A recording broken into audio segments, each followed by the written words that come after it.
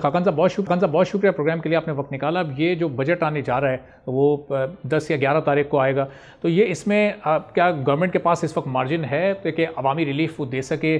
कुछ टैक्सेस वगैरह में या कोई इन्फ्लेशन में कमी की कोई तवक्को हम कर सकते हैं? अरबाब भाई, आपने जिस चीज़ का जिक्र किया है वो हम अपनी 76 साल हिस्ट्री में probably one of the most important budgets जो है वो देने जा रहे हैं। इसकी वजह यह है कि पाकिस्तान इस वक्त 7.5-8% का एक तो बजट का खसारा करता चला आ रहा है। सो इसको करेक्ट करना बहुत ज़रूरी है। उसकी वजह यह है कि अगर ये नहीं करेंगे तो इन्फ्लेशन नहीं संभलेगी, डेट जो हमारा बढ़ रहा है वो नहीं संभलेगा। ये दोनों चीज़ें बहुत इंपॉर्टेंट हैं इकोनॉमी को लॉन्ग टर्म स्टेबिलिटी देने के लिए। नंबर दो, इस हुकूमत का पहला बजट है, ये टोन सेट करेगा इन अ सेंस कि आने वाले 3-4 साल क्या रिफॉर्मिस्ट होंगे, क्या बजट जो है वो ऐसी एनवायरनमेंट पैदा कर पाएगा कि made in Pakistan agriculture, made in Pakistan export, made in Pakistan service sector को ग्रोथ मिलेगी। तीसरी चीज़, क्या आप कोई कॉस्ट ऑफ लिविंग रिलीफ दे सकते हैं जिसकी आपने बात की। चौथी चीज़, क्या ये एम्प्लॉयमेंट क्रिएटिंग होगा। और आखिरी चीज़, क्या ये वाकई आईएमएफ के साथ एंगेजमेंट को सीमेंट कर देगा और जो अभी एंगेजमेंट हुई हुई है उसको आगे 3 साल के लिए मुस्तहकम कर देगा। इस सारे उसमें इसका जो इन्हिसार है वो पाकिस्तान अथॉरिटीज़ की प्रेपरेशन पर है। मैं कभी उम्मीद करता हूँ कि आईएमएफ ने एक बहुत ही डिटेल्ड टैक्स की मद में 2 असेसमेंट्स पाकिस्तान को दी हैं।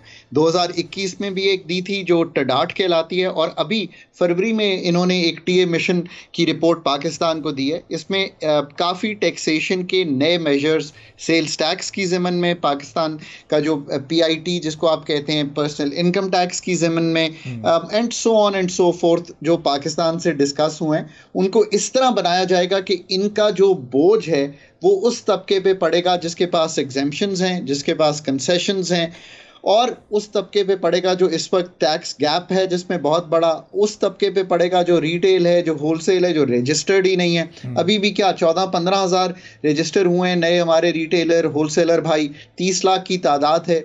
इसका बोझ एग्रीकल्चर इनकम टैक्स पे पड़ेगा क्योंकि वो भी बहुत कम टैक्स दे रहे हैं। सो ये तो अब आप पे डिपेंड करेगा ना कि क्या आप इन सारे अनासर को देखते हुए बजट दे सकते हैं। और आखिरी बात, क्या आप एक्सपेंडिचर साइड के रिफॉर्म्स, पेंशन्स के हो गए, पीएसडीपी का हो गया, डेवोल्यूशन के हो गए, क्या आप दिखा सकते हैं कि नहीं। ये ही डिपेंड करे, ये ही डिटर्मिन करेगा कि बजट जो है वो अवाम दोस्त होता है या अवाम के लिए मुश्किलात बढ़ाता है। और खान साहब, ये बजट से एंड पहले, ये 2-3 रोज़ पहले जो 4 जून को प्राइम मिनिस्टर और एक पूरा डेलीगेशन चाइना जा रहा है और वहाँ पर वो उन 5 कंपनीज़ को टारगेट कर रहे हैं कि वो पाकिस्तान में आए, सरमायाकारी करें। 13 सेक्टर्स की निशानदेही की गई है। तो पहले सऊदी अरब, फिर यूएई और अब चाइना को ये कन्विंस किया जा रहा है।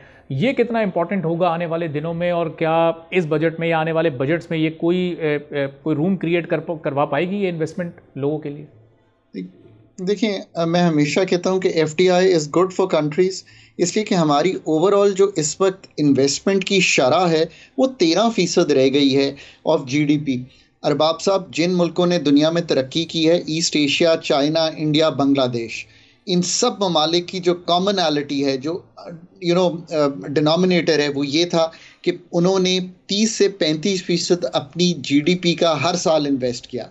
अगर पाकिस्तान ने ये करना है, एफडीआई, डोमेस्टिक इन्वेस्टमेंट और डेवलपमेंट बजट्स, ये 3 चीज़ें हैं जो इसको तकवीत देती हैं। सो डोमेस्टिक इन्वेस्टमेंट पहले आएगी, एफडीआई फॉलो करेगी। मैं उम्मीद करता हूँ कि ये रेट्स कम होंगे तो डोमेस्टिक भी शुरू होगा। पर पाकिस्तान ने अच्छी इंगेजमेंट की है, यूएई को भी कन्विंस किया है, कतर को भी कन्विंस किया है, सऊदी अरेबिया को भी कन्विंस किया। चाइना के साथ तो देखिए सीपेक 2 के बगैर सीपेक 1 का गुजारा नहीं है। ये तो बड़ी सादा सी गुफ्तगू है कि हमने $25 अरब का इंफ्रास्ट्रक्चर जमा कर लिया है जिसकी पेमेंट में आपको डिफ़िकल्टी आ रही है। क्यों डिफ़िकल्टी आ रही है? बिकॉज आपने एक्सपोर्ट करने की बजाय शादी घर जो है या कमर्शियल आउटलेट्स को बिजली देना शुरू कर दी है, और आपके पास महंगी बिजली बन रही है क्योंकि इंपोर्टेड बन रही है। सो आपको एक्सपोर्ट, सर्विस सेक्टर की भी, और जो मशीनरी आनी थी चाइना से शिफ्ट होनी थी वो नहीं हो सकी। सो ये कलीदी हैसियत रखता है। पर मैं एक बात दोबारा कहूँगा कि अब जो प्रोजेक्ट्स आप रखें, जिस मर्जी सेक्टर में रखें, देखिए उसकी फीजिबिलिटी ठीक बनाएं, उसकी एक्सपोर्ट मॉडलिंग ठीक करें, उसकी फाइनेंशियल मॉडलिंग ठीक करें। पाकिस्तान में पैदा करके चीज और उसकी डॉलर में पेमेंट करनी पड़े, ये अब पाकिस्तान मुतहम्मिल ही नहीं हो सकता। So CPEC 2 should be taken very seriously, but again it's good, PMLN हमेशा ये कोशिश करती है, एसआईएफसी भी इसमें एक किरदार अदा कर रही है ईजिंग का। बट मैंने एक बड़ा डिटेल्ड आर्टिकल लिखा है कि पूरे मुल्क को डीरेगुलेट करें ताकि जो डोमेस्टिक इन्वेस्टर है वो बहुत एक्साइट हो, फिर वो खुद जॉइंट वेंचर ढूंढ लाएगा दुनिया से। This is how Pakistan has to play in the next 3 years। Subscribe करें और बेल दबाएं ताकि कोई खबर रह न जाए।